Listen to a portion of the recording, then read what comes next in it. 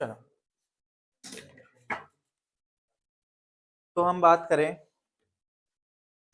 हमारे CA foundation के course की। तो सीए फाउंडेशन में जैसे हमें पता है अकाउंट्स के अंदर टोटल 11 चैप्टर्स है, जिसमें चैप्टर नंबर 1 जो है ना वो बेसिक है, जिसमें थ्योरी के पास थ्योरी का हो गया, मेनली थ्योरी कवर करता है इसके अंदर, ठीक है ना। फिर उसके बाद आता है सेकंड नंबर पे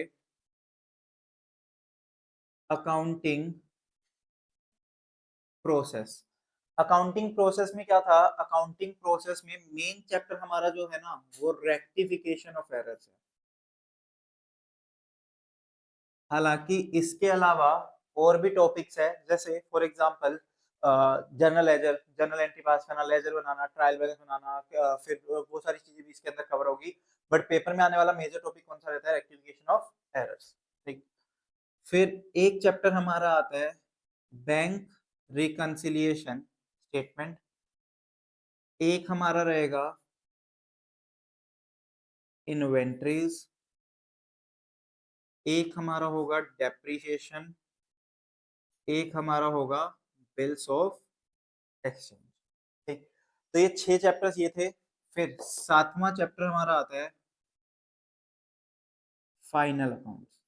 7 चैप्टर हमारा क्या होता है, final accounts. 8 chapter NPO. 9 chapter single entry. 10th chapter partnership. और 11th हमारा होता है कंपनी अकाउंट्स।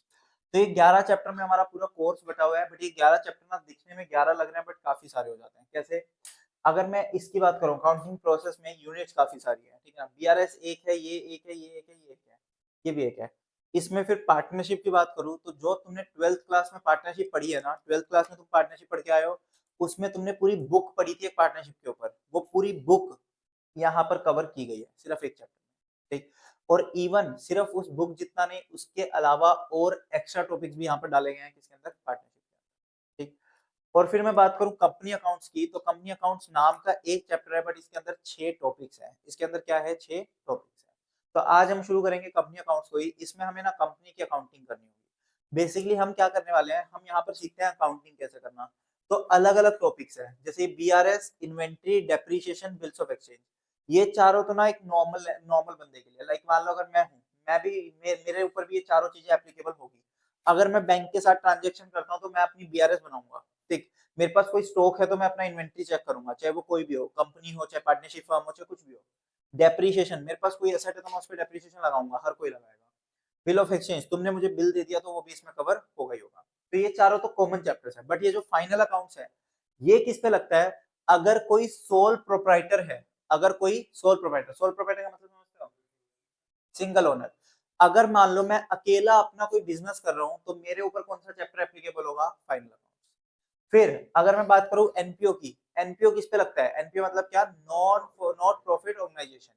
ऐसी ऑर्गेनाइजेशन जिनका मोटिव प्रॉफिट कमाना नहीं है, तो अगर वो अपनी अकाउंटिंग करेंगे तो वो किसके अंदर सीखेंगे, एनपीओ के अंदर। सिंगल एंट्री क्या होता है, वैसे हमारी जो अकाउंटिंग होती है वो डबल एंट्री बेस्ड चलती है। डबल एंट्री का मतलब क्या होता है, दोनों तरफ, यानी कि एक डेबिट होगा और एक क्रेडिट होगा। जनरल एंट्री पास करेंगे जिसमें डेबिट क्रेडिट दोनों साइड सेम अमाउंट आएगा। लेकिन सिंगल एंट्री में क्या होता है, कुछ ऐसे बिजनेसमैन होते हैं जो अपनी ना डबल एंट्री फॉलो नहीं करते। जैसे अगर तुम देखोगे, मान लो तुम गए सरोजनी नगर मार्केट में, सरोजनी नगर मार्केट में तुमने देखा होगा फुटपाथ पे बहुत सारे ढेर लगा के रखे होते हैं कपड़ों के। वो तुम जाओ, कपड़े उठाओ, पैसे दो, खत्म बात। तो वो क्या लगता है तुम्हें कि पीछे लैपटॉप रख के बैठे होंगे कि भाई वो एंट्री पास करेंगे, नहीं। वो क्या करते हैं, वो अपने पॉकेट में बस एक डायरी रखते हैं। उस डायरी पे मार्क कर देंगे कि भाई हमने इतना सामान बेचा, इतना सामान खरीदा, इतना सामान बच गया, बस इतना सा काम करेंगे। तो वो होता है सिंगल एंट्री मेंटेन करने वाला। तो हमारा टास्क क्या है, हमारा काम है कि उस सिंगल एंट्री को कन्वर्ट करना किसके अंदर, डबल एंट्री में, ठीक है ना। तो वो रहेगा। फिर पार्टनरशिप, अगर कोई पार्टनरशिप है, जैसे मेरी और आदित्य सर की पार्टनरशिप है, तो हम दोनों अपनी जो अकाउंटिंग करेंगे वो किसके अंदर चलेगी, पार्टनरशिप के अंदर। और अगर हम लोग अपने आप को कंपनी में कन्वर्ट करा लेते हैं, कंपनी मतलब क्या, जो कंपनीज एक्ट 2013 2013 या फिर उससे पहला कोई अगर एक्ट है, जैसे उससे पहले 1956 चलता था, तो अगर आपने अपने आप को कंपनीज एक्ट 1956 में या फिर कंपनीज एक्ट 2013 में रजिस्टर करवा लिया, तो आप क्या बन गए, कंपनी बन गए। तो उस कंपनी की अकाउंटिंग कैसे होगी वो हम कहाँ सीखेंगे, कंपनी अकाउंट्स में सीखेंगे। ठीक, तो ये बेसिकली हमारा पूरा टॉपिक है। तो आज हम बात करेंगे कंपनी अकाउंट्स की। तो डालना heading company accounts. Company accounts, company accounts अकेला तुम्हारे एग्जाम में 20 से 30 नंबर की वेटेज रखता है। ऑलमोस्ट क्वेश्चन नंबर 6 जो होता है ना, आखिरी क्वेश्चन, पेपर का पैटर्न पता है ना तुम लोगों को? एक बार फिर से मैं पेपर का पैटर्न बता रहा हूँ, देखना। देखो क्या कह रहे हो, दूसरी ले लो।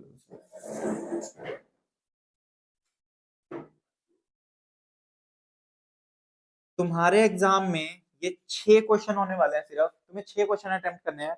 6 क्वेश्चन अटेम्प्ट नहीं करने, बेसिकली तुम्हें 6 क्वेश्चन मिलेंगे। ठीक, पहला क्वेश्चन तुम्हारे लिए क्या होगा, कंपलसरी। पहला क्वेश्चन क्या होगा, कंपलसरी होगा। यानी कि फर्स्ट क्वेश्चन तो तुम्हें करना ही करना है किसी भी हालत में, चाहे कुछ भी हो जाए, तुम्हें फर्स्ट क्वेश्चन तो करना ही करना पड़ेगा, उसको तुम नहीं छोड़ सकते। बाकी के जो 5 बचे सेकंड से लेके 6 तक, इसमें से क्या करना है, अटेम्प्ट एनी 4। बाकी के 5 में से कोई भी 4 अटेम्प्ट करो तुम्हारी मर्जी से, लेकिन तुम्हें अपनी चॉइस में एक क्वेश्चन छोड़ना है। तो क्वेश्चन नंबर 1 का पहला पार्ट क्या होगा, A part, B part, C part. Question number 1 का ए पार्ट रहेगा किसके ऊपर, ट्रू फॉल्स के ऊपर, जिसमें दो दो नंबर के 6 ट्रू फॉल्स होंगे। दो दो नंबर के कितने, 6 ट्रू फॉल्स रहेंगे, ठीक है ना। तो ये रहेगा। बाकी बी और सी में एक आधा थ्योरी और एक आधा प्रैक्टिकल डाल देगा, 4 4 नंबर का, तो टोटल मिला के 20 नंबर का हो जाएगा। तो पहला क्वेश्चन कितने नंबर का हो गया, 20 का। सारे क्वेश्चन 20 20 नंबर के हैं, पहला 20 का, और ये 4 करोगे 20 20 के तो कितने हो गए, 80। 80 और 20 कितना हो गया, 100। तो तुम्हारे पास आएगा ऐसे 120 नंबर का, बट तुम्हें उसमें से अटेम्प्ट कितना करना है, 100 नंबर। ठीक, तो पहला क्वेश्चन ये होगा। अब सोच के देखो, ऐसा हुआ, मान लो क्वेश्चन नंबर 2 का ए पार्ट है और क्वेश्चन नंबर बी का 2 का बी पार्ट है, 10 10 नंबर का। ऐसे ही क्वेश्चन नंबर 3 का ए पार्ट, क्वेश्चन नंबर बी का क्वेश्चन नंबर 3 का बी पार्ट, 10 10 नंबर का। तो सर आपने बोला है एक क्वेश्चन छोड़ने का, तो ऐसा कर लें क्या कि क्वेश्चन नंबर 2 का ए पार्ट छोड़ देता हूं और क्वेश्चन नंबर 3 का बी पार्ट छोड़ देता हूं? ऐसा नहीं चलेगा। एक क्वेश्चन छोड़ना है मतलब पूरा पूरा छोड़ना है। अगर तुम इसका ए पार्ट छोड़ रहे हो तो इसी का बी पार्ट छोड़ना, तभी एक छोड़ा हुआ माना जाएगा। ऐसे नहीं छोड़ सकते कि एक का ए छोड़ दिया दूसरे का बी छोड़ दिया, वो नहीं चलेगा। ठीक, तो पूरा पूरा एक ही क्वेश्चन तुम्हें छोड़ना होगा। तो जो ये क्वेश्चन नंबर 6 है ना, ये क्वेश्चन नंबर 6, ये जनरली क्या रहता है, पूरा का पूरा कंपनी अकाउंट से रहता है। क्वेश्चन नंबर 6 क्या रहता है, पूरा पूरा जनरली क्वेश्चन कंपनी अकाउंट से। अब देखो बात ये होती है कि कोई पैटर्न ना ऐसा स्पेसिफाई नहीं करता आईसीआई, बट हम पिछले ट्रेंड्स को देखते हुए चलते हैं। तो पिछले अगर मैं 10 12 अटेम्प्ट के पेपर उठा लू ना, तो हर अटेम्प्ट में क्वेश्चन नंबर 6 कंपनी अकाउंट से रहता है, ठीक है ना। अभी फिलहाल पिछले कुछ टाइम में क्वेश्चन नंबर 5 का एक पार्ट और कंपनी अकाउंट्स पे भी आ जाता है। तो अगर क्वेश्चन नंबर सिर्फ 6 आया कंपनी अकाउंट्स पे, तो कंपनी अकाउंट 20 नंबर का हो गया। अगर साथ में क्वेश्चन नंबर 5 में भी पार्ट डाल दिया, तो उस क्वेश्चन केस में 25 से 30 नंबर का भी चला जाता है, ठीक है ना। तो कंपनी अकाउंट्स अच्छी खासी वेटेज रखता है, बट कंपनी अकाउंट्स कहने को एक चैप्टर है, बट उसके अंदर टोटल 6 चैप्टर्स कवर होते हैं। ठीक, तो कंपनी अकाउंट्स की अगर मैं बात करूं, तो कंपनी अकाउंट्स का कंटेंट क्या क्या है, कंपनीज अकाउंट्स। पहले की बात करूं तो पहला आता है बेसिक्स और फाइनेंशियल स्टेटमेंट ऑफ कंपनीज। इसमें आपको कंपनी की फाइनेंशियल स्टेटमेंट के बारे में बताएगा और बेसिक के बारे में बताएगा। हालांकि इस चैप्टर से कुछ नहीं आता, इस टॉपिक से कुछ भी नहीं आता, फर्स्ट पॉइंट से बिल्कुल कुछ नहीं आता पेपर के अंदर, बिल्कुल वेस्ट है। सेकंड, सेकंड हमारा शुरू होता है इशू ऑफ शेयर्स। कैसे हम अपनी कंपनी के शेयर्स इशू करेंगे, कैसे वो फॉरफिट होंगे, कैसे वो री इशू होंगे, उन सब के बारे में हम यहाँ पर सीखेंगे। हालांकि तुमने 12th क्लास में भी सीखा है इसको, बट यहाँ पर लेवल थोड़ा सा इंक्रीज हो जाएगा, क्वेश्चंस का लेवल इंक्रीज हो जाएगा, कॉन्सेप्ट थोड़े से इंक्रीज लेवल के होंगे। तो हमें थोड़ा सा अपना लेवल इंक्रीज करना पड़ेगा, थोड़ा सा लेवल हमारा क्या रहेगा, इंक्रीज रहेगा। ठीक, फिर थर्ड, इसके बाद हमारा आता है issue of debentures. Issue of debentures, जैसे हम शेयर्स को इशू कर रहे हैं, वैसे हम डिवेंचर्स को भी इशू करना सीखेंगे, तो डिवेंचर्स का रहेगा। फोर्थ एक हमारा आएगा bonus issue and right issue. बताना क्या होता है बोनस इशू और राइट इशू।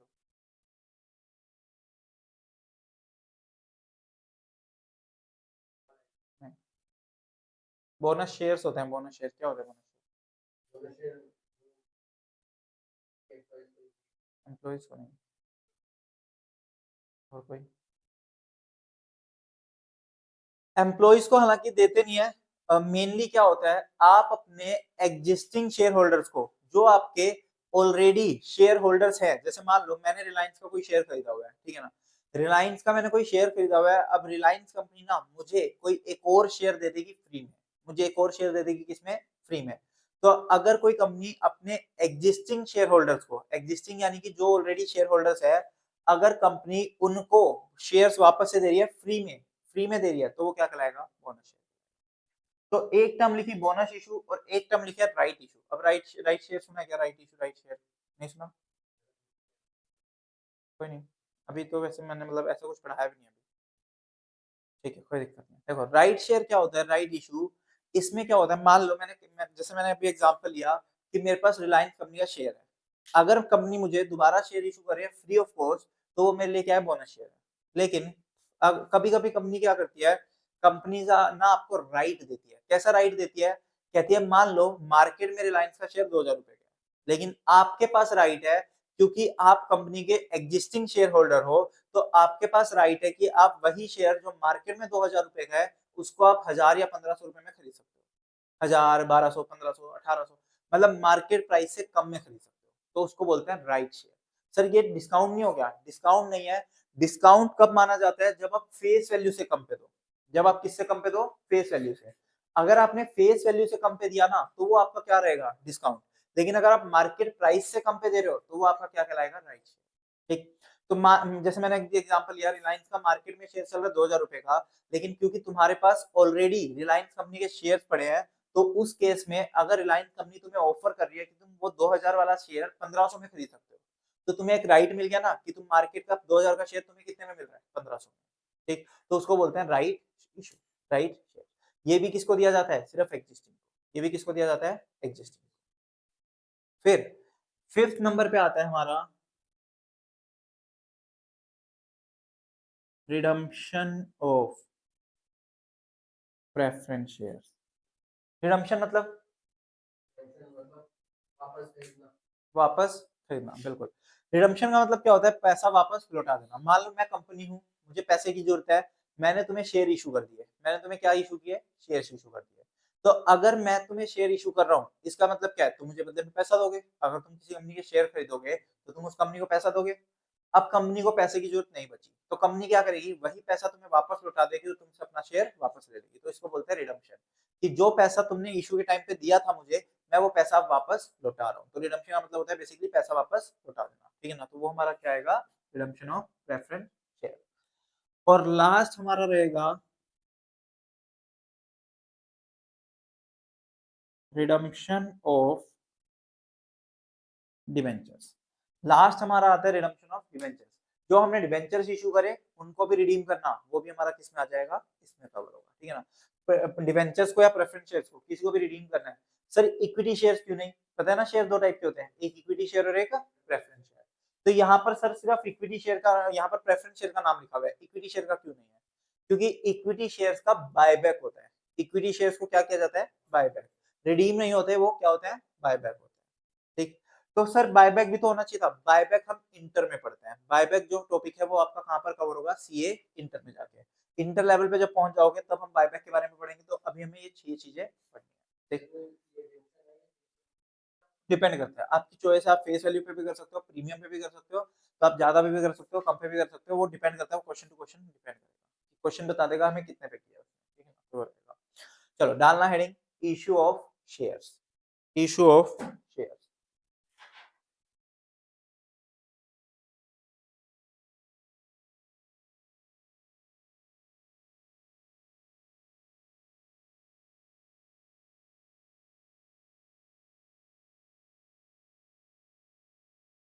सबसे पहली चीज, शेयर होते क्या है।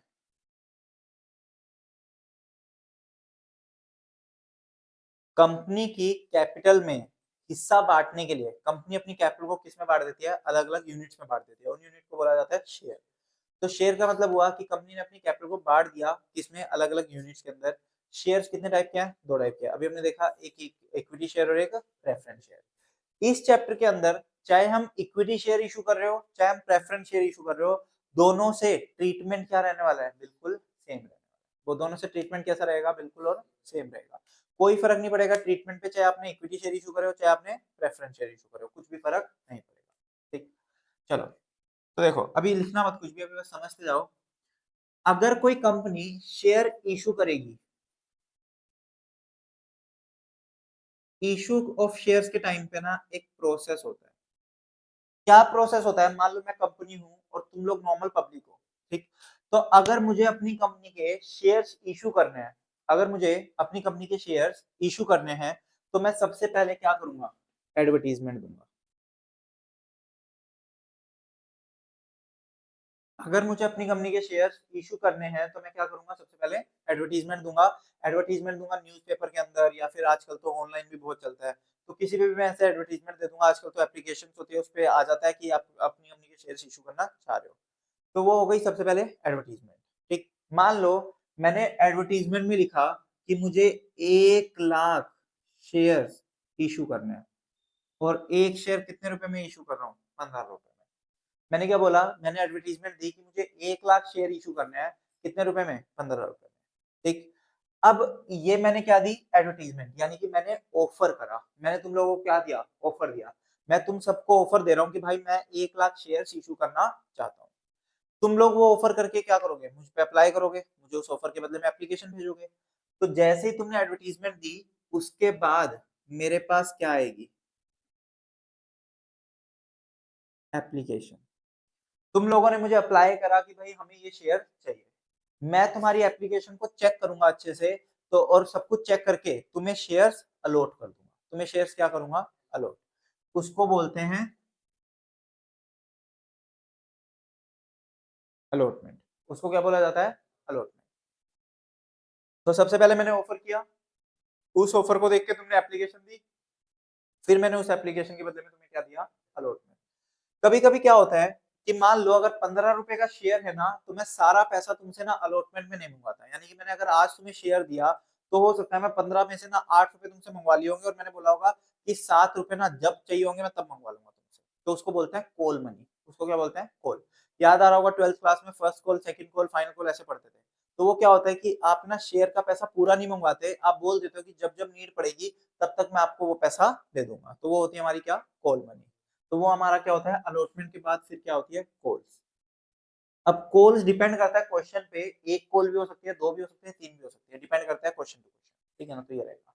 तो ये हमारा क्या होता है? प्रोसेस। ठीक, सबसे पहली चीज, जब हम ऑफर कर रहे हैं तो एक शेयर जो है वो किस किस पे ऑफर हो सकता है? या तो पार पे ऑफर हो सकता है, या फिर डिस्काउंट। ये तीन केस है, प्री पार, प्रीमियम, डिस्काउंट। कंपनीज एक्ट 2013 ने कंपनीज एक्ट 2013 ने साफ साफ बोल दिया कि आप डिस्काउंट पे शेयर्स को इशू नहीं कर सकते। ठीक, कंपनीज एक्ट 2013 ने साफ साफ मना कर दिया कि आप अपने शेयर्स को डिस्काउंट पे इशू नहीं कर सकते। या तो पार पे करोगे या फिर प्रीमियम पे करोगे। तो या तो पार पे करोगे या फिर प्रीमियम पे करोगे, पर डिस्काउंट पे करना अलाउड नहीं। ठीक है ना? डिस्काउंट पे आप इशू नहीं कर सकते। तो पार का मतलब क्या होता है कि अगर मेरे शेयर की फेस वैल्यू, अब फेस वैल्यू क्या होती है? फेस वैल्यू का मतलब क्या होता है? Base price. बेस प्राइस, जैसे मान लो तुम कोई भी चीज खरीदने गए, अगर मान लो मैं ये मार्कर खरीदने गया, तो इस मार्कर की एक एमआरपी रही होगी। वो एमआरपी ऐसे ही शेयर की एक बेस वैल्यू होती है, बेस प्राइस होता है, उसको बोलते हैं फेस वैल्यू। ठीक, जैसे इसकी एमआरपी है, वो इसकी फेस वैल्यू है, ऐसे ही शेयर की भी क्या होती है? फेस वैल्यू होती है। तो फेस वैल्यू कितने रुपए है? 10 रुपए। और अगर आप इशू भी, इशू प्राइस यानी कि जितने रुपए में इशू कर रहे हो वो भी कितने रुपए है? 10 रुपए। तो यानी कि ये किसका केस हो गया? पार का। पार मतलब क्या? जितना आपका बेस बेस वैल्यू है, जितनी आपकी फेस वैल्यू है, उतना ही आपने उतने में क्या किया है? इशू किया। प्रीमियम मतलब क्या हुआ कि अगर आपकी फेस वैल्यू शेयर की 10 रुपए है, लेकिन आपने इशू करा 12 रुपए में, मतलब 10 से ज्यादा में। 10 से कितना भी ज्यादा हो सकता है, चाहे 10.5, 11, 11, 11.5, 12, 15, 20, 25, 30, 1000, 10,000, लेकिन आपकी फेस वैल्यू थी 10 रुपए और आपने इशू करा 10 से ज्यादा में, तो वो क्या हो गया आपका प्रीमियम। और अगर मैं बात करूं डिस्काउंट की, तो फेस वैल्यू अगर आपकी 10 रुपए है और इशू प्राइस 10 से कम है, जैसे कि मान लो 9 रुपए, तो ये क्या होता है डिस्काउंट। लेकिन डिस्काउंट पे अलाउड नहीं है। कुछ कुछ केसेस है अभी भी जहां पर आप डिस्काउंट पे इशू कर सकते हो, जैसे स्वेट इक्विटी शेयर्स एक होते हैं। स्वेट इक्विटी शेयर्स होते हैं, कुछ एम्प्लॉइज को दिए जाते हैं अच्छा काम करने के लिए, तो आप उनको डिस्काउंट पे दे देते हो। ठीक, तो वहां पर कुछ जगहों पे अभी भी अलाउड है, बट मेनली जो कंपनी इशू करेगी वो किस पे करेगी, पार पे करेगी या फिर प्रीमियम पे। बात समझ आ रही है यहाँ तक, कोई डाउट? अब मैंने बात की थी ऑफर की, मैंने क्या दिया, ऑफर दिया 1 लाख शेयर्स का। अब सोच के देखो मैंने ऑफर किसमें दिया होगा, मान के चलता हूँ न्यूज़पेपर में दिया। वो न्यूज़पेपर तुम्हारे घर भी आ रहा है, वो न्यूज़पेपर तुम्हारे घर भी आ रहा है, तुम्हारे घर भी आ रहा है, तुम्हारे घर भी आ रहा है। तुमने क्या किया, 25,000 की एप्लीकेशन तो सुमित ने भेज दी, 25 की तुमने भेजी, 25 की तुमने भेजी, 25 की तुमने भेजी, तुम चारों ने मिलकर 25,000 रुपए की एप्लीकेशन भेज दी शेयर्स की। तो मेरे पास कितनी आई टोटल, 1 लाख। मैंने ऑफर भी कितने का दिया था, 1 लाख। तो अगर आपने ऑफर भी 1 लाख करा और एप्लीकेशन भी 1 लाख आई, तो उसको क्या बोलते हैं, क्या केस होता है वो? नहीं, उसको बोला जाता है फुल सब्सक्रिप्शन। फुल सब्सक्रिप्शन, तो यानी कि पूरा का पूरा सब्सक्राइब हो गया जितना आपने बोला था, ठीक है ना। रियल लाइफ के अंदर ये सिनेरियो बहुत ही रेयर देखने को कभी मिलेगा, ठीक है ना, ऐसा कभी नहीं होगा। ऐसा बहुत ही रेयर कभी, मतलब ऐसे बोल के मान के चलो 0.00001% चांस कभी ऐसा होगा कि जितना आपने ऑफर किया उतना ही सब्सक्राइब हो जाए। क्योंकि मैंने तो यहाँ पर चार चार जनों का एग्जांपल लिया, ऐसे ना 4 करोड़ या उससे भी ज्यादा, इवन 125 करोड़ लोग हैं इंडिया के अंदर या 130 करोड़ लोग हैं इंडिया के अंदर, उसमें से 1 करोड़ 30 लाख या उससे भी ज्यादा लोग शेयर्स के लिए अप्लाई कर रहे होंगे। तो हर बंदा अपने हिसाब से अप्लाई करेगा, तो बहुत ही रेयर चांस है कि आपका मैच कर जाए अमाउंट, ठीक है ना। तो इसीलिए फुल सब्सक्रिप्शन का केस रियल लाइफ में होना नेक्स्ट टू इम्पॉसिबल है, ठीक है ना। तो ऐसा कभी नहीं होगा कि आपका 1 लाख के लिए आपने ऑफर किया और 1 लाख के लिए अप्लाई कर दिया, ठीक। तो वो लेकिन क्या होता है फुल सब्सक्रिप्शन, बुक्स में हम सब कुछ पढ़ेंगे, ठीक। दूसरा केस क्या हुआ, मान लो तुम चारों के घर पे न्यूज़पेपर आया, उसमें मेरी एडवर्टाइजमेंट थी। सुमित ने क्या किया, 20,000 के लिए अप्लाई कर दिया, 20 20 20, चारों ने 20 20 के लिए अप्लाई कर दिया, तो मेरे पास कितनी एप्लीकेशन आई, 80,000। लेकिन मैंने ऑफर कितना किया था, 1 लाख। इसको क्या बोलेंगे, अंडर सब्सक्रिप्शन। ये क्या होता है, अंडर सब्सक्रिप्शन। लेकिन अंडर सब्सक्रिप्शन में ना एक कॉन्सेप्ट है, अंडर सब्सक्रिप्शन में एक कॉन्सेप्ट है छोटा सा, एक सेकंड।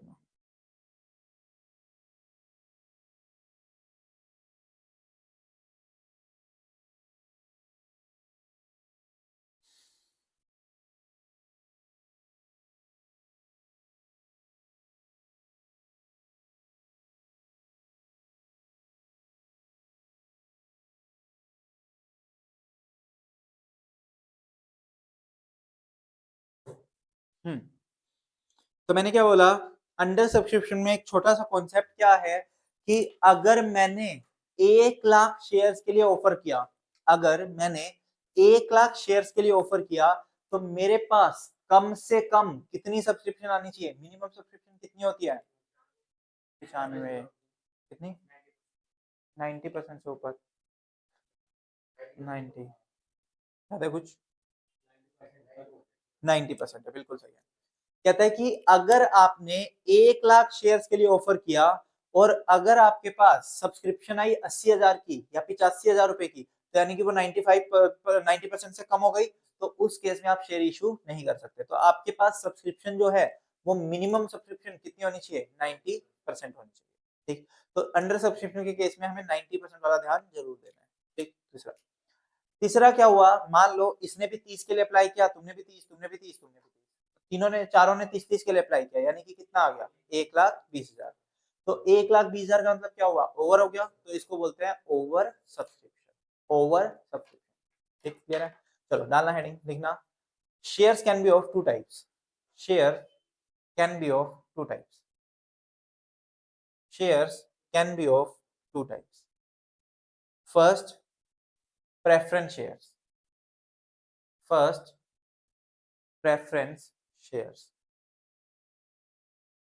अच्छा चलो, दो टाइप के शेयर तुमने बताए, एक था इक्विटी शेयर, एक था प्रेफरेंस शेयर, क्या फर्क होता है दोनों में? एग्जैक्टली, प्रेफरेंस शेयर्स कौन होते हैं? जिनको डिविडेंड, अगर मान लो कंपनी को डिविडेंड पे करना है तो पहले किसको पे करेगी? प्रेफरेंस शेयर्स को। फिर जो बचेगा वो किसको पे करेंगी? इक्विटी शेयर्स को। ऐसे ही अगर कंपनी बंद हो रही है तो उसमें पहले पैसा किसको लौटाया जाएगा? प्रेफरेंस शेयर्स वालों को। बचा हुआ किसको लौटाएंगे? इक्विटी शेयर्स को। तो लिखना प्रेफरेंस शेयर के अंदर, दीज आर दो shares, these are those shares, these are those shares which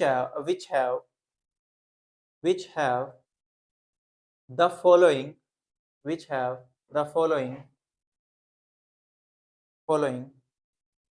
preferential rights, following preferential rights over, preferential rights over equity shares। तो कहता है इसको फॉलोइंग यानी कि नीचे लिखे गए जो भी राइट्स है वो इनको मिलेंगे किससे? इक्विटी शेयर से। तो लिखना पॉइंट नंबर 1 इसी के अंदर फर्स्ट पॉइंट, प्रेफरेंस शेयर्स के अंदर first point, right to receive dividend, right to receive dividend, right to receive dividend. तो जो डिविडेंड है वो पहले किसको मिलेगा? प्रेफरेंस शेयर्स को। Second point, right to repayment of capital, right to repayment of capital, right to repayment of capital at the time of winding up, at the time of winding up. तो wind up के time पे, winding up के time पे right to receive dividend यानी कि sorry right to repayment of capital, जो capital invest किया, मान लो तुम्हारे पास प्रेफरेंस शेयर्स है, तुम्हारे पास इक्विटी शेयर है, तुमने मान लो 1 लाख रुपए मुझे दिए प्रेफरेंस शेयर के बदले में, तुमने 2 लाख रुपए मुझे दिए इक्विटी शेयर के बदले में। अगर मेरे पास 1.5 लाख रुपए हैं, अगर कंपनी वाइंड अप हो रही है और कंपनी के पास कितने रुपए बचे हैं? 1.5 लाख। इस 1.5 लाख में से पहले मैं 1 लाख किसको दूंगा? प्रेफरेंस वाले को। बचे हुए 50,000 किसको दूंगा? इक्विटी शेयर वाले को। तो वो बोलते हैं प्रेफरेंस शेयर्स। नेक्स्ट लिखना second point, equity shares. Type of shares में पहला टाइप था प्रेफरेंस शेयर, अब दूसरा टाइप है equity share. Equity share, equity share में लिखना दीज आर दो shares, these are those shares which are not preference shares, these are those shares which are not preference shares।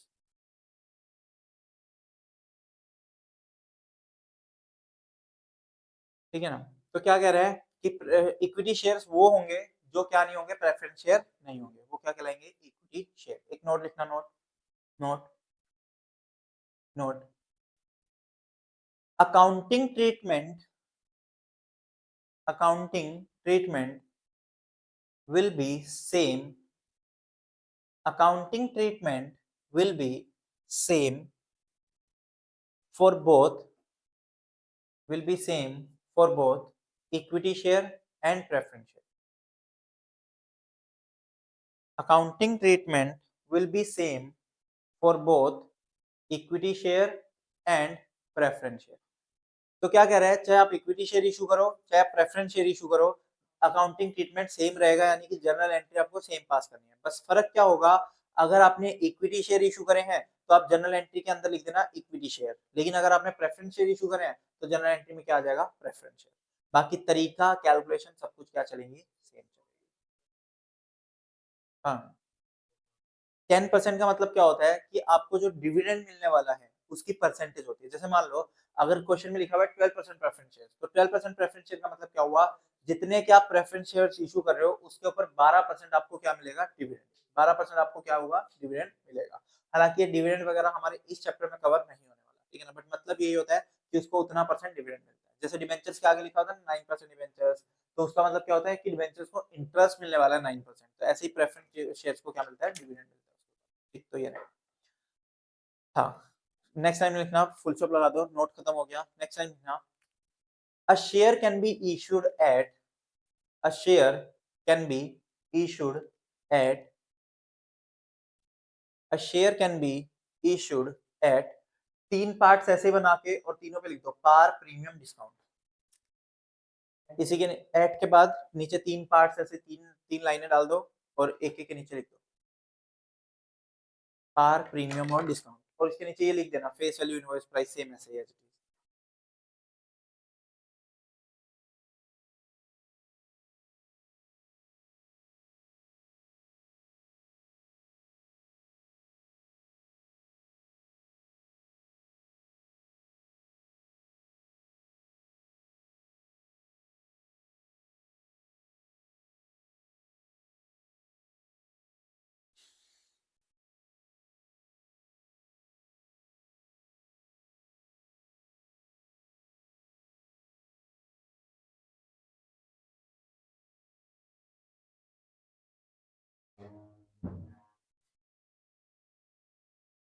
हाँ, discount के लिए note लिखवाता हूँ।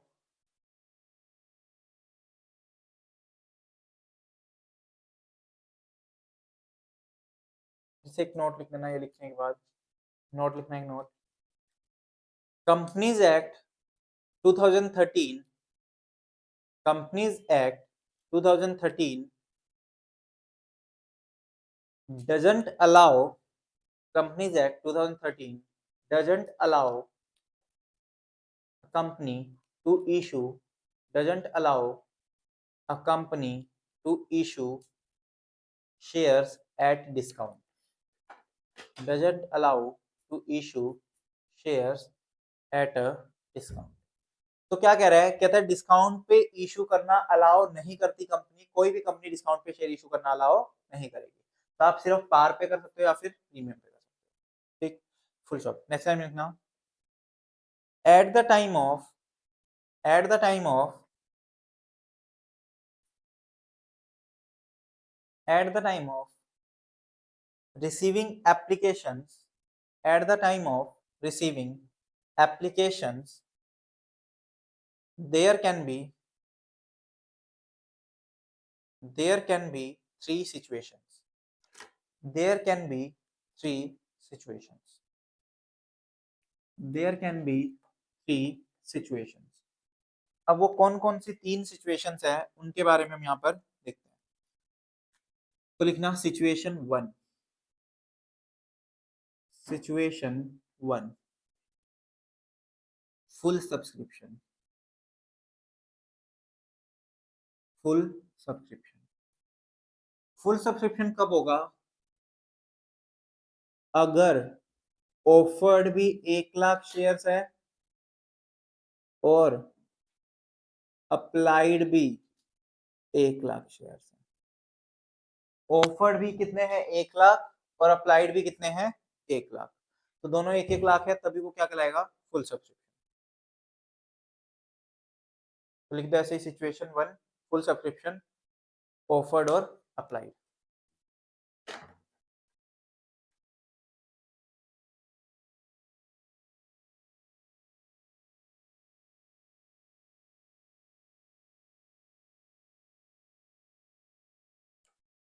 ठीक, सिचुएशन 2 ओवर सब्सक्रिप्शन। सिचुएशन 2 में over subscription, situation 2 आ जाएगी ओवर सब्सक्रिप्शन, यानी कि सब्सक्रिप्शन ज्यादा आ गई, या मतलब क्या, मैंने ऑफर किया 1,00,000 बट मेरे पास आ गई कितनी, 1,00,000 से ज्यादा, यानी कि 1,20,000, 1,30,000। तो ओवर सब्सक्रिप्शन लिख के लिख दो, ऑफर्ड में 1,00,000 और अप्लाइड में 1,00,000 से ज्यादा का कोई भी वैल्यू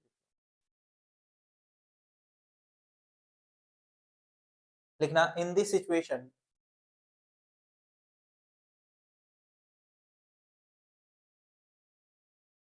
हाँ ओवर सब्सक्रिप्शन में, सिचुएशन 2 जो चल रही है ओवर सब्सक्रिप्शन में। अब हुआ क्या होगा सोचना, मैंने 1,00,000 के लिए ऑफर किया, तुम चारों ने 30,000 के लिए अप्लाई कर दिया, तो यानी कि मेरे पास कितना आ गया, 1,20,000।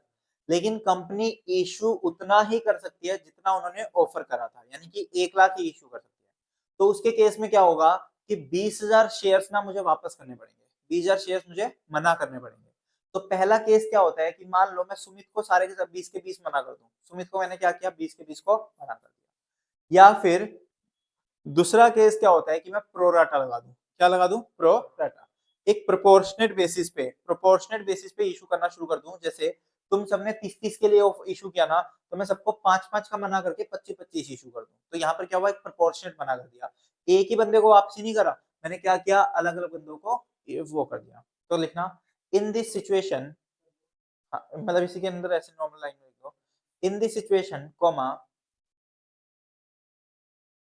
company has, in this situation comma company has two options, company has two options, first to refund, to refund the to refund the excess application amount, to refund the excess application amount, यानी कि जो भी तुमने extra पैसे दिए, ऊपर के पैसे, वो क्या कर दूं, रिफंड कर दूं, to refund the excess application amount. और सेकंड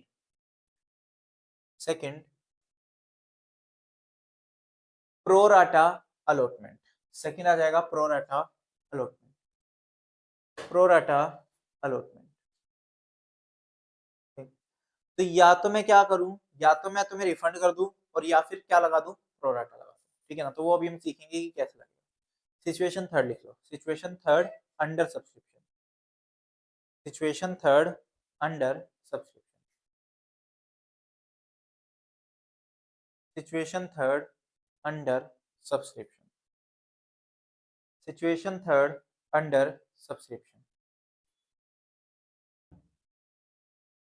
अंडर सब्सक्रिप्शन। तो उसमें लिख दो ऑफर्ड 1 लाख और अप्लाइड में 1 लाख से कम ले लो, चाहे 95,000 लिख लो, 95,000, 95,000। इसमें भी लिखना है एक लाइन,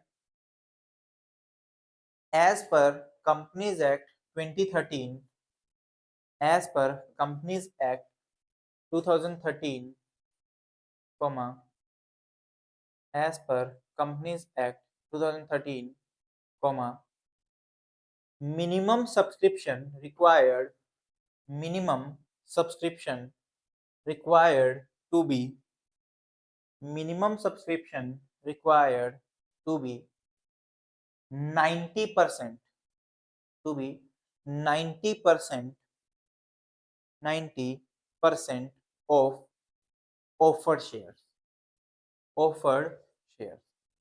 तो यानी कि क्या कह रहा है, कहता है कि आपको अपने जितने भी शेयर्स आपने ऑफर किए, यानी कि 1 लाख शेयर अगर ऑफर किए, तो उसका 90% क्या हो जाना चाहिए, आपके पास आ जाना चाहिए, ठीक है ना, शेयर्स अप्लाई कर देने चाहिए। तो पेपर में क्या आएगा, पेपर में एक तो प्रीमियम का केस आएगा, और उसके साथ साथ ओवर सब्सक्रिप्शन आएगा।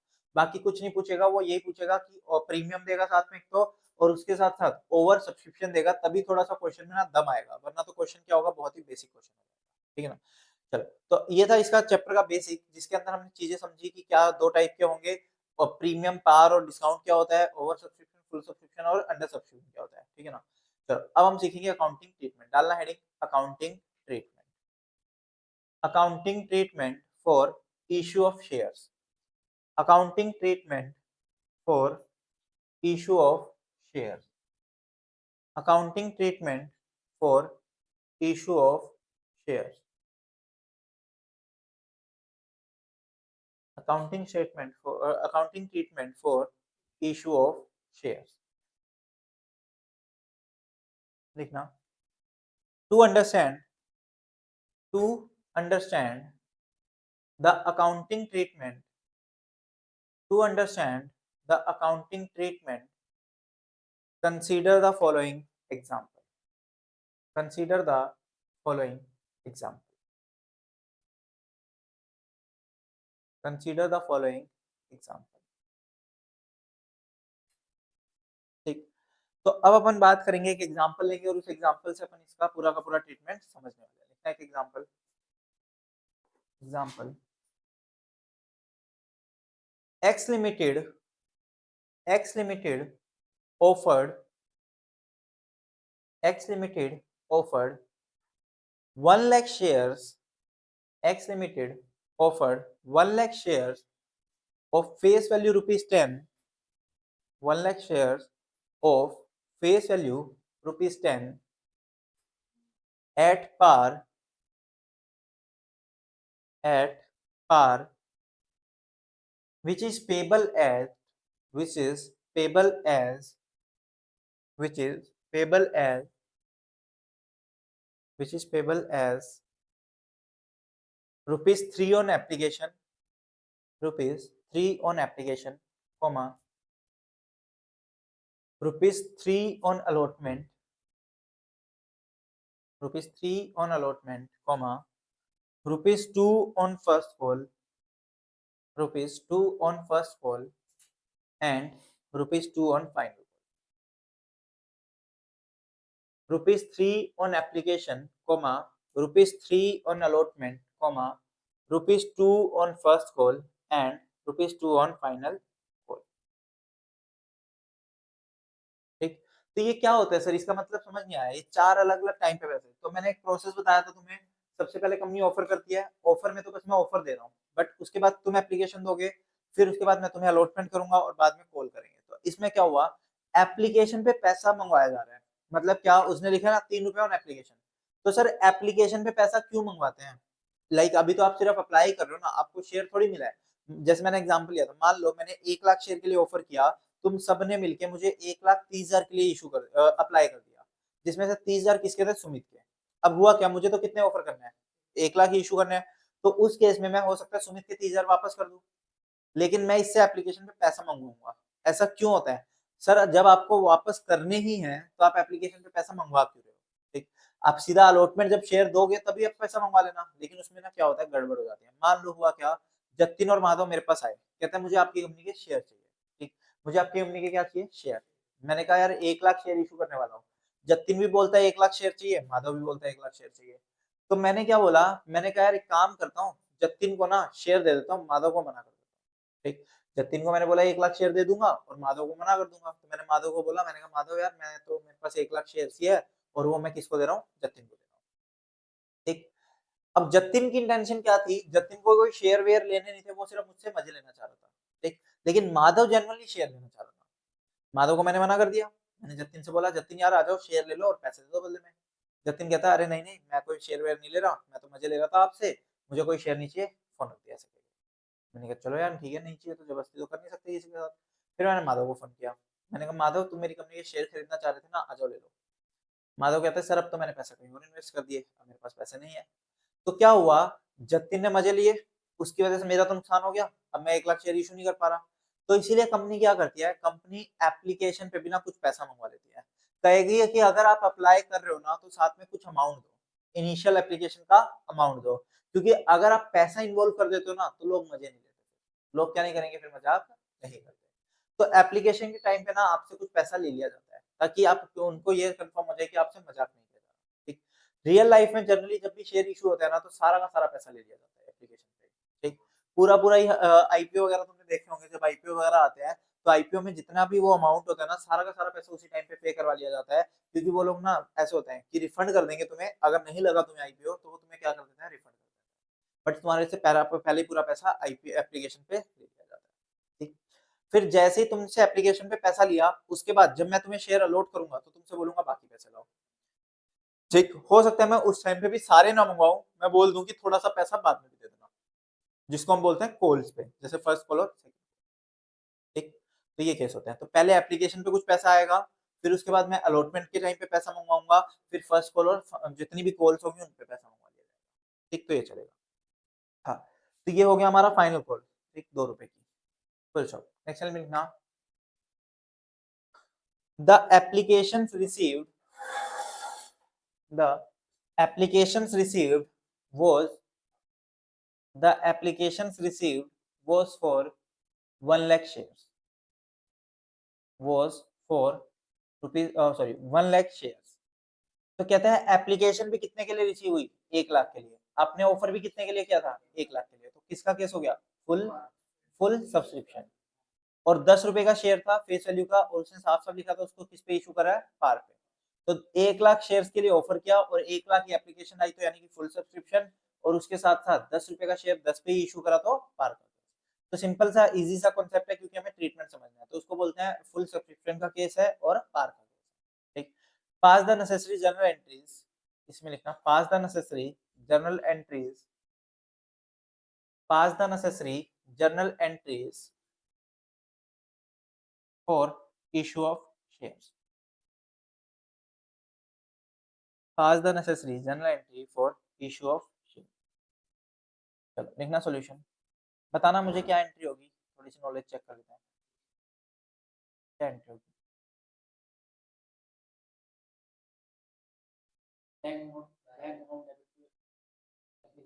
हाँ।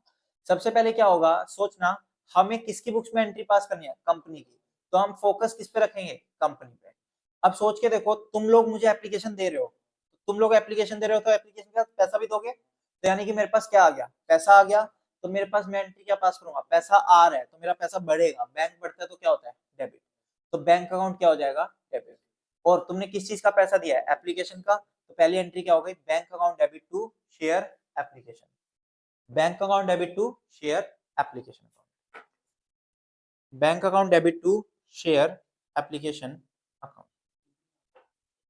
कितना आ जाएगा, 1 लाख शेयर्स थे और एप्लीकेशन पे कितने रुपए, 3 रुपए, तो 1 लाख इंटू 3 यानी कि 3 लाख, 3 लाख 3 लाख, 3 लाख और 3 लाख। ठीक, ये कब होगी, जिस डेट पे मुझे एप्लीकेशन रिसीव हुई, जिस डेट पे मुझे एप्लीकेशन क्या हुई, रिसीव। अब इस एप्लीकेशन के बदले में मैं तुम्हें शेयर्स क्या कर दूंगा, अलॉट कर दूंगा। एप्लीकेशन कितनी आई, 1 लाख, अलॉट भी कितने करूंगा, 1 लाख, तो यानी कि जितनी भी एप्लीकेशन आई सारी की सारी क्या हो गई, अलॉट हो गई। तो अलॉट जैसे ही शेयर्स हो गए तो उस टाइम पे क्या एंट्री पास होगी, जो तुमने मुझे एप्लीकेशन का पैसा दिया था वो पैसा आप एप्लीकेशन नहीं बची, वो आपकी कैपिटल बन गई, क्योंकि आपको शेयर मिल गए। अगर आपने कोई कंपनी के शेयर खरीदे तो जैसे ही आपको वो शेयर मिल गए तो मतलब आपने उस कंपनी में पैसा इन्वेस्ट कर दिया, और पैसा इन्वेस्ट करने का मतलब क्या है, कंपनी ने अपनी कैपिटल बढ़ा दी, कंपनी ने क्या बढ़ा दिया, कैपिटल। याद है 11th 12th क्लास में पार्टनरशिप चैप्टर पढ़ते थे, तो अगर कोई पार्टनर फर्म में पैसा इन्वेस्ट कर रहा है तो वो क्या कहाँ जाता था, कैपिटल में चला जाता था उसकी। ऐसे ही शेयर होल्डर्स भी क्या है, कंपनी के पार्टनर्स ही एक टाइप से। कंपनी की फर्म की अगर बात करूं तो कंपनी के ओनर्स को क्या बोला जाता है, शेयर होल्डर्स। पार्टनरशिप के ओनर्स को क्या बोला जाता है, पार्टनर्स। ठीक, तो ऐसे ही अगर कंपनी के शेयर होल्डर ने कंपनी में पैसा इन्वेस्ट कर दिया तो वो अमाउंट किस में जाना चाहिए, कैपिटल में। तो सेकंड एंट्री हम क्या पास करेंगे, share application account debit to share capital, share application account debit to share capital account. कितना, 3 lakh 3 lakh, share application account debit to share capital, 3 lakh और 3 लाख।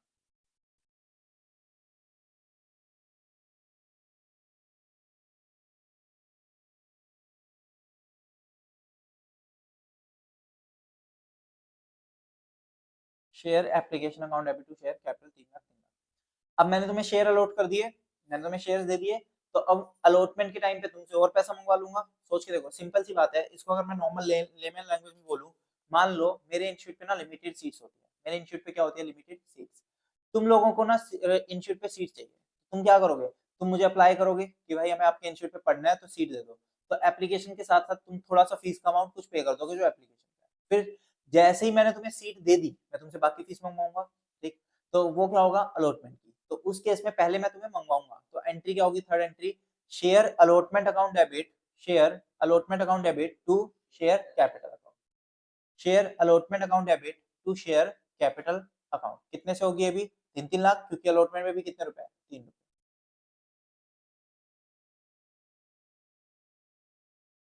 फोर्थ एंट्री, अब जो मैंने तुमसे अलॉटमेंट में पैसा मंगवाया वो पैसा आ जाएगा मेरे पास, तो आ जाएगा तो क्या एंट्री पास होगी, bank account debit to share allotment, 3 lakh 3 lakh, bank account debit to share allotment, कितना, 3 लाख 3 लाख।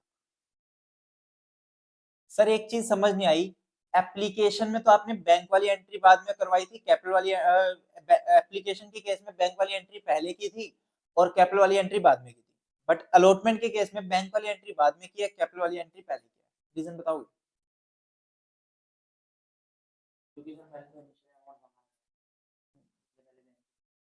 मंगवाना था,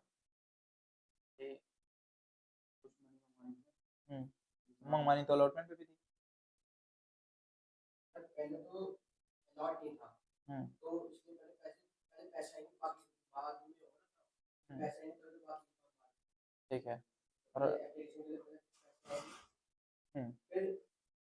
फिर उसमें बाद में ठीक है, बिल्कुल सही बोल रहा है माधव। क्या कह रहा है? कहता है सर एप्लीकेशन के टाइम पे ना तुमने मुझे पहले पैसा भेजा था, उसके बाद मैंने तुम्हें शेयर अलॉट किए थे, लेकिन जैसे ही शेयर अलॉट हो गए मैं तुमसे पैसा मंगवाऊंगा तब तुम पे करोगे। तो एप्लीकेशन के टाइम पे पहले पैसा आ रहा था, लेकिन अलॉटमेंट के टाइम पे पहले तुमसे मंगवा रहा हूँ, फिर तुम्हें दिया, फिर तुम पैसा पे करोगे। तो इसलिए अलॉटमेंट में पहले मंगवाने की एंट्री हुई और फिर तुमसे पैसा रिसीव करने की। बात समझ आ रही है? Third entry, next entry, fifth entry. अब क्या होगी? फर्स्ट कॉल मंगवाऊंगा मैं तुमसे, जब मुझे नीड पड़ेगी तब मैं फर्स्ट कॉल मंगवा लूंगा। तो एंट्री क्या होगी? सबसे पहले मंगवाने की, तो मंगवाने की एंट्री वही होगी, share first call account debit to share capital, share first call account debit to share capital account, share first call account debit to share capital account. कितने रुपए? 1 लाख शेयर थे और 2 रुपए का एक, तो यानी कि 1 लाख इंटू 2 कितना हो गया? 2 लाख। 2 लाख, 2 लाख, बिल्कुल 2 लाख और 2 लाख।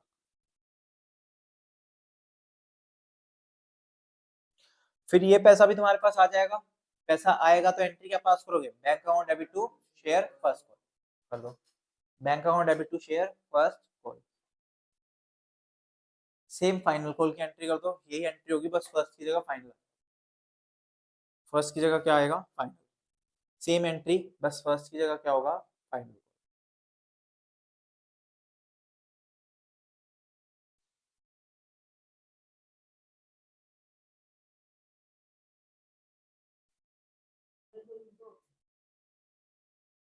हाँ सेम ऐसे ही होगी, पहले फर्स्ट कॉल, पहले share final call to share capital और फिर बैंक टू शेयर फाइनल।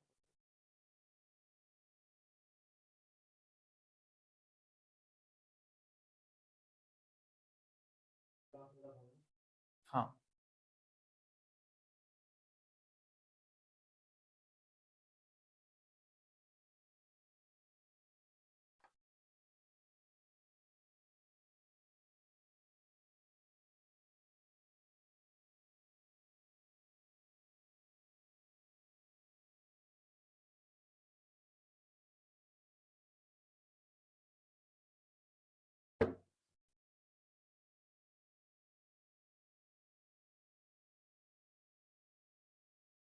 वही, ठीक। तो ये हमारा क्या हुआ? फुल सब्सक्रिप्शन का केस। ये किसका था? फुल सब्सक्रिप्शन का केस था, जिसमें हमने नॉर्मली देखा इशू ऑफ शेयर्स।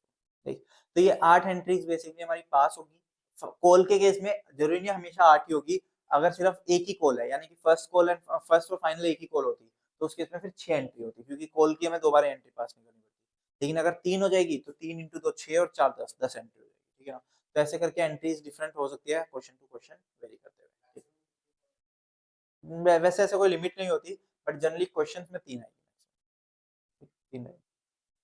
चलो नेक्स्ट लाइन डालना, under subscription, accounting treatment in case of under subscription, accounting treatment in case of under subscription, accounting treatment in case of under subscription, accounting treatment in case of under subscription.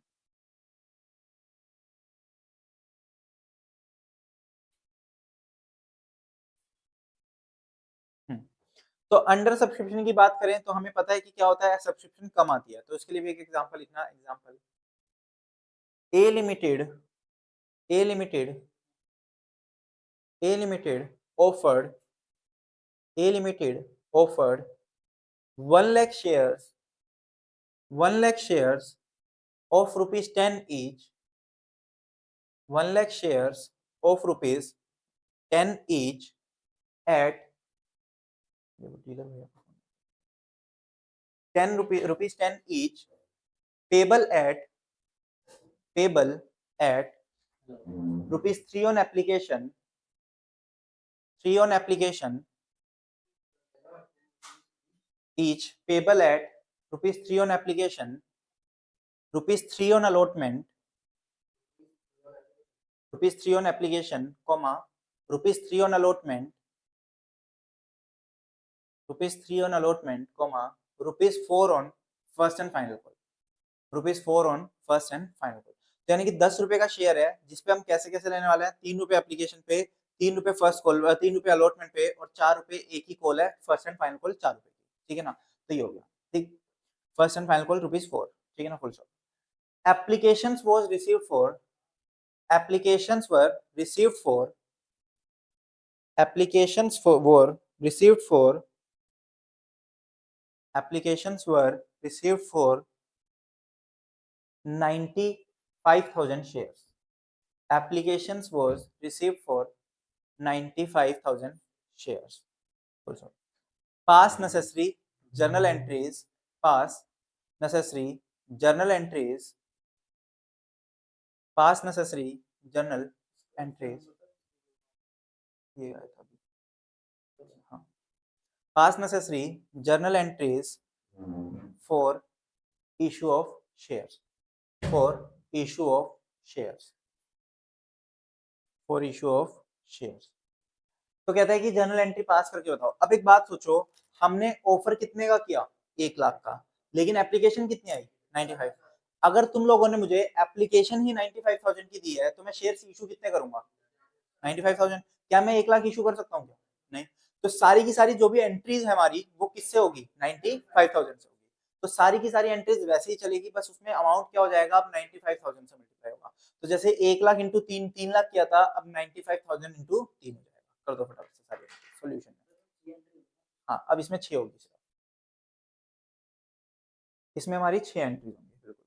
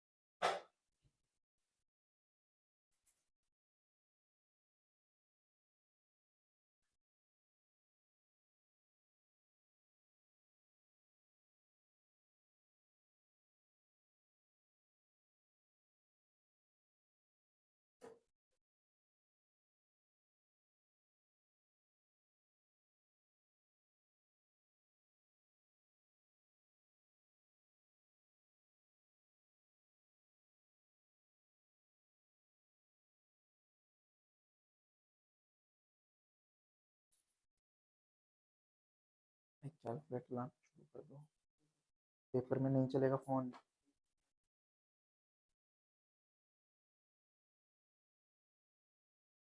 चले आना। Main क्या है ना कि अभी से हाथ set हो जाता है कैलकुलेटर पे, तो पेपर में यूज करना इजी होता है। पेपर में एकदम से यूज करोगे हाथ चलेगा ही नहीं कैलकुलेटर पे।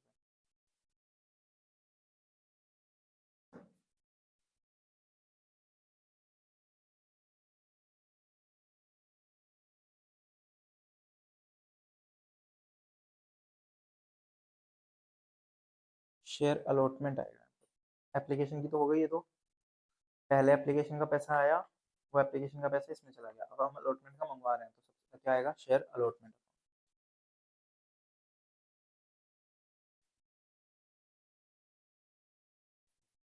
हम्म, share allotment account debit to share capital account, बिल्कुल। तो अब फिर इसका पैसा आ जाएगा, तो बैंक टू शेयर अलॉटमेंट हो जाएगी।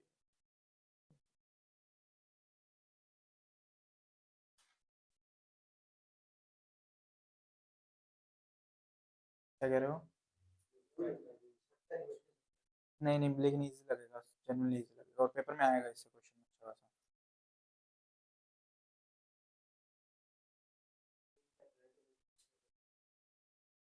115, नहीं दोनों इजी लगेंगे।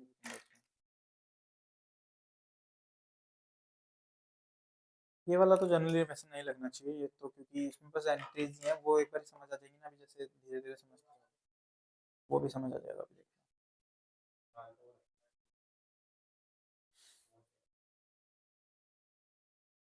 वो आसान इसलिए लगता है 12th में ना ऑलमोस्ट पूरा साल उसकी प्रैक्टिस कराते हैं। कंपनीज़ तो तुम्हें लास्ट में करवाते हैं 12th में।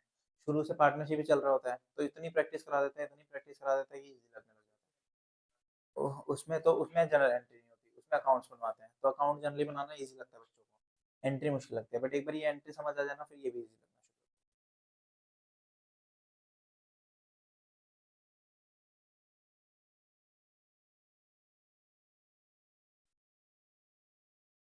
शुरू हाँ, चलेगा। फर्स्ट एंड फाइनल कॉल भी लिख सकते हो या फिर सिर्फ फाइनल कॉल।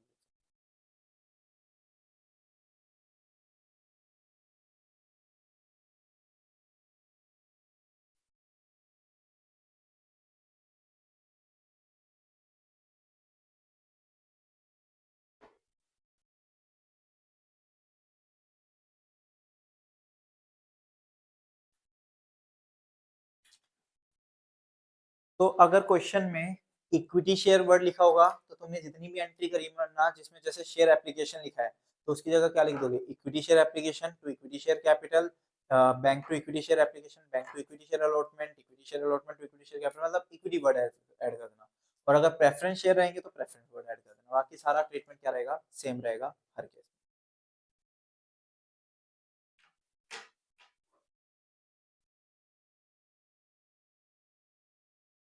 मॉड्यूल आयो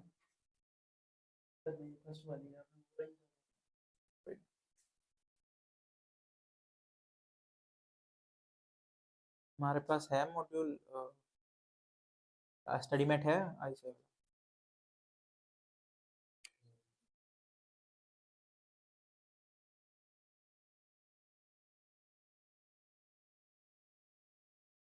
हम्म।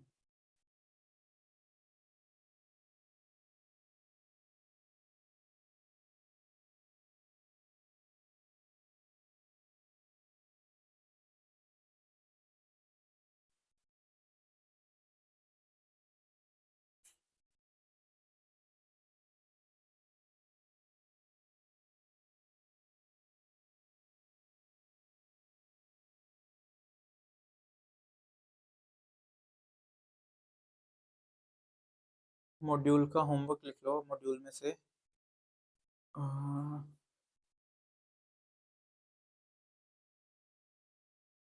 इलस्ट्रेशन नंबर 2 और इलस्ट्रेशन नंबर 3, 2 और 3 ये दोनों कर लो। Illustration number 2, illustration number 3। तो अभी बहुत बेसिक चला है, नेक्स्ट क्लास में ओवर सब्सक्रिप्शन पे चलेंगे, उसमें साथ में थोड़ा सा प्रोराटा भी आएगा सब।